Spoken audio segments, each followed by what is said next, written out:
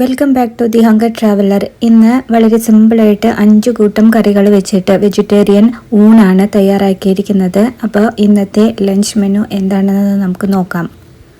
പച്ചമാങ്ങയും ചീരയും കൂടിയിട്ട് വെച്ചിട്ടുള്ള ഒരു സാമ്പാറാണ് ആദ്യം തന്നെ തയ്യാറാക്കുന്നത്. അപ്പോൾ ഇതിന് വേണ്ടിയിട്ടുള്ള ഇൻഗ്രീഡിയൻസ് എന്താണെന്ന് നോക്കാം.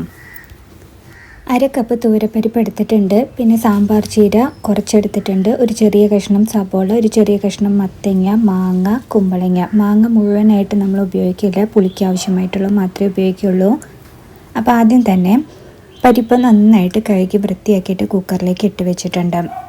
അതിലേക്ക് എടുത്തു വെച്ചിരിക്കുന്ന ചെറിയ സബോള കഷ്ണങ്ങളാക്കിയത് ഇട്ട് കൊടുക്കുന്നുണ്ട്. പിന്നെ അതിലേക്ക് ചീര കഷ്ണങ്ങളാക്കിയത്, മത്തങ്ങ, കുമ്പളങ്ങ, അതേപോലെ മാങ്ങ ഒരു ചെറിയ കഷ്ണം പീസാക്കിയത്, 1/4 ടീസ്പൂൺ മഞ്ഞൾപ്പൊടി, 1 ടീസ്പൂൺ വെളിച്ചെണ്ണ, ഇതൊക്കെ ഇട്ടിട്ട് ആവശ്യത്തിന് വെള്ളം കൂടെ ഒഴിച്ചിട്ട് നന്നായിട്ട് വേവിച്ചെടുക്കാം. 3 വിസിൽ വരെ വേവിച്ചാൽ മതി. അതിൻ്റെ ഇടയിൽ ചോറ് വെക്കണ അരി 1/2 ടീസ്പൂൺ, കടലപ്പരിപ്പ് 1/2 ടീസ്പൂൺ, ഉലുവ 1/4 ടീസ്പൂൺ, ഉഴുന്നുപരിപ്പ് 1/2 ടീസ്പൂൺ, ഇവയൊക്കെ കൂടിയിട്ട് നന്നായിട്ടൊന്ന് വറുത്തെടുക്കണം. അതിനുശേഷം തീ ഓഫ് ചെയ്തതിന് ശേഷം അതിലേക്ക് മല്ലിപ്പൊടി 3 ടീസ്പൂൺ, മുളക് പൊടി 2 ടീസ്പൂൺ, കായപ്പൊടി 3/4 ടീസ്പൂൺ, ഇതൊക്കെ ഒന്ന് ചൂടാക്കിയിട്ട് എടുത്തിട്ട് നന്നായിട്ടൊന്ന് മിക്സിയിലിട്ട് അരച്ചെടുക്കണം. അപ്പോൾ പരിപ്പും കഷ്ണങ്ങളൊക്കെ വെന്ത് വന്നിട്ടുണ്ട്. അരച്ചെടുത്തിട്ടുള്ള മസാലക്കൂട്ട് ഇതിലേക്ക് ചേർത്ത് കൊടുത്ത് നന്നായിട്ട് തിളപ്പിച്ചെടുക്കണം. നിങ്ങൾക്ക് പുളി പോരായി ഉണ്ടെങ്കിൽ 1 കഷ്ണം മാങ്ങ കൂടെ ഈ സമയത്ത് ചേർത്ത് നന്നായിട്ട് തിളപ്പിച്ചെടുക്കാം. ഇതിലേക്ക് 1 ടീസ്പൂൺ ഉപ്പും കൂടെ ഇട്ടിട്ട് നന്നായി മിക്സ് ചെയ്ത് തിളപ്പിക്കണം.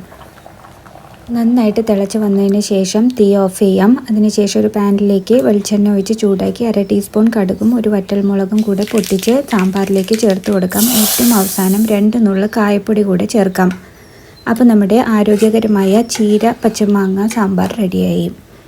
അടുത്തതായിട്ട് ഉണ്ടാക്കുന്നത് ചുട്ടരച്ച വഴുതനങ്ങ ചമ്മന്തിയാണ് ഉണ്ടാക്കുന്നത്. അതിന് വേണ്ടിയിട്ടൊരു വഴുതനങ്ങ എടുത്തിട്ടുണ്ട്. ആ വഴുതനങ്ങ നമ്മൾ ചപ്പാത്തി ചുടുന്ന ഇതേപോലത്തെ ഗ്രില്ല് വെച്ചിട്ട് നന്നായിട്ടൊന്ന് ചുട്ടെടുക്കണം. നിങ്ങൾക്ക് ഇപ്പോൾ ഈ ഗ്രില്ല് ഇല്ലെങ്കിൽ ഡയറക്റ്റായിട്ട് ഗ്യാസിൻ്റെ ഫ്ലെയിമിൽ കാണിച്ചിട്ട് ഇത് ചുട്ടെടുക്കാം. കൈ പൊള്ളാതെ സൂക്ഷിക്കണം. അങ്ങനെ ചെയ്യുമ്പോൾ ഏതെങ്കിലും ഒരു കുടിൽ വെച്ചിട്ട് പിടിച്ച് അത് ചുട്ടെടുക്കാം. അപ്പോൾ ഇതേപോലെ നല്ല തൊലിപ്പുറം നല്ല ബ്ലാക്കായിട്ട് വരും. അപ്പോൾ അകംഭാഗം നന്നായിട്ട് വെന്തിട്ടുണ്ടാവും. തീ ഓഫ് ചെയ്ത ശേഷം ഇതൊന്ന് ചൂടാറാൻ വയ്ക്കുക. അതിന് ശേഷം നമ്മളൊരു പ്ലേറ്റിലിട്ടിട്ട് ഇതിൻ്റെ ഈ തൊലിഭാഗം ഉണ്ടല്ലോ, കറുത്തിട്ടുള്ള ഈ തൊലിഭാഗം, അത് നന്നായിട്ട് നമുക്ക് റിമൂവ് ചെയ്തെടുക്കാം. അത് നമുക്ക് കഴിക്കാൻ നല്ലതുമല്ല, അത് ടേസ്റ്റും ഉണ്ടാവില്ല. അപ്പോൾ ഇത് നന്നായിട്ട് നമുക്ക് ഈ തൊലിഭാഗം മാറ്റാം. ഇതിങ്ങനെ ജസ്റ്റ് ഒന്ന് വലിച്ചാൽ തന്നെ ഇത് പോരുന്നതാണ്, നന്നായിട്ട് വെന്തിട്ടുള്ളത് കാരണം. അപ്പോൾ ഇത് ഇനി നമുക്ക് ഇടിക്കല്ലിലിട്ടിട്ട് ഇതൊന്ന് ചതച്ചെടുക്കണം. അപ്പോൾ ആദ്യം തന്നെ നമ്മൾ ഈ വഴുതനങ്ങയാണ് ആദ്യം ചതച്ചെടുക്കുന്നത്. അതൊരു കത്തി കൊണ്ട് ഇങ്ങനെ നമ്മൾ ജസ്റ്റ് കുത്തി കൊടുത്താൽ തന്നെ അത് പെട്ടെന്ന് തന്നെ ഇങ്ങനെ ഉടഞ്ഞു കിട്ടും നമുക്ക്. അപ്പോൾ ഇതിലേക്ക് നമ്മളൊരു ചെറിയ കഷ്ണം പുളി, 1 സബോളയുടെ 1/4 ഭാഗം മാത്രമേ എടുത്തിട്ടുള്ളൂ. പിന്നെ 1 ടീസ്പൂൺ മുളക് പൊടി, ആവശ്യത്തിന് കല്ലുപ്പ് തന്നെ ഇട്ട് കൊടുക്കണം. എന്നാലേ അതിന് പ്രത്യേകമായിട്ടുള്ളൊരു ടേസ്റ്റ് ഉണ്ടാവുകയുള്ളൂ. ഇനി ഇത് ഇടിക്കല്ല് വെച്ചിട്ട് നന്നായിട്ടൊന്ന് ചതച്ചെടുക്കാം. വല്ലാണ്ട് ഇങ്ങനെ കുത്തരുത്, കാരണം എന്താ വെച്ചാൽ അത് ഫുള്ള് തെറിച്ച് പോകും. കാരണം നമ്മുടെ വഴുതനങ്ങ ഭയങ്കര സോഫ്റ്റ് ആയതുകൊണ്ടാണ് ഞങ്ങൾ വല്ലാണ്ട് കുത്തരുതെന്ന് പറയുന്നത്. അതിനുശേഷം ഏറ്റവും അവസാനം നമ്മളൊരു സ്പൂൺ വെളിച്ചെണ്ണ ഒഴിക്കുക. വെളിച്ചെണ്ണ ഒഴിച്ച് നന്നായിട്ടൊന്ന് മിക്സ് ചെയ്യുക. ഇതുണ്ടല്ലോ വളരെ ടേസ്റ്റുള്ള ഒരു ചമ്മന്തിയാണ്. നമ്മുടെ ചുട്ടരച്ച ചമ്മന്തി എന്ന് പറയില്ലേ, എളുപ്പമാണ് ഉണ്ടാക്കാനായിട്ട്. ജസ്റ്റ് ആ വഴുതനങ്ങ ഒന്ന് ചുട്ടെടുക്കേണ്ട കാര്യമുള്ളൂ. ഇതെല്ലാവരും ഉണ്ടാക്കി നോക്കണം കേട്ടോ, സൂപ്പർ ടേസ്റ്റാണ് ഇതിന്. അപ്പോൾ ചുട്ടരച്ച് നമ്മുടെ വഴുതനങ്ങയും തയ്യാറായിട്ടുണ്ട്.